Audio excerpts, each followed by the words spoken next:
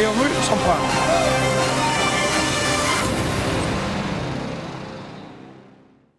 내란 사태 이후 안 그래도 오르고 있던 환율이 급등했죠. 한국은행에서도 계엄 탓에 환율이 30원 정도 올랐다고 평가했는데 문제는 고환율이 장기화되면 물가가 지속적으로 올라서 결국 국민들에게 부담이 돌아온다는 점입니다.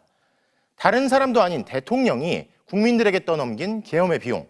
오늘은 고환율의 피해를 정혜인 기자가 취재했습니다. 40년 넘게 빵집을 운영하는 최용현 씨는 요즘 걱정이 이만저만이 아닙니다. IMF부터 코로나19까지 그럭저럭 버텼는데 계엄 이후 나날이 오르는 원재료 값에 부담이 너무 크다고 합니다. IMF 때도 그렇고 코로나 팬데믹 때도 이 정도까지는 아니었어요. 버터라든가 밀가루, 설탕, 초콜릿 이런 것도 재료가 올라갔는데 빵값은 못 올리고. 이러한 빵의 원료를 포함한 지난달 식료품 수입 물가 지수는 1년 전보다 11.7% 올라 통계 작성 이후 최고 수준을 기록했습니다. 수입 물가는 환율에 가장 민감하게 반응합니다. 수입 물가가 크게 오른 지난해 말 원달러 환율을 보면 1,470원대, 2달 전과 비교하면 100원 이상 올랐습니다.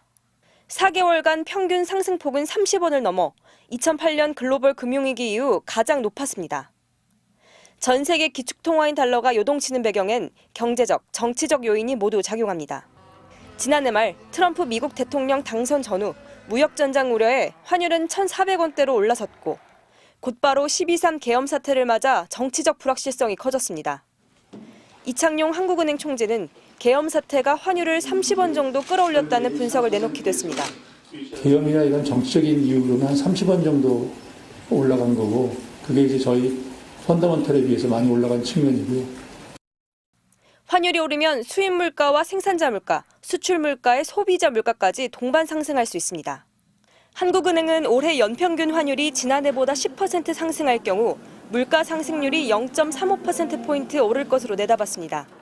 특히 환율 상승세가 3개월 이상 장기간 지속되면 1.61%포인트까지 치솟을 수 있다고 밝혔습니다.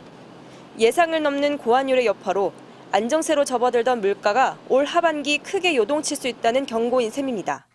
MBC 뉴스 정희인입니다.